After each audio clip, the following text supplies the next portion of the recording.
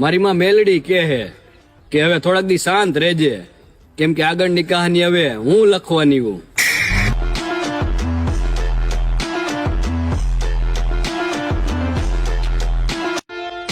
મારી માં મેલડી કહે કે હવે થોડાક દી શાંત રહેજે, કેમ કે આગળની કહાની હવે હું લખવાની હું.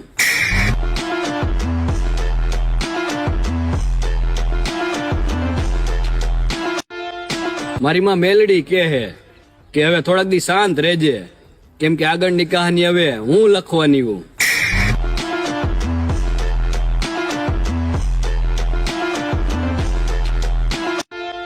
મારી માં મેલડી કહે કે હવે થોડાક દી શાંત રહેજે, કેમ કે આગળની કહાની હવે હું લખવાની હું.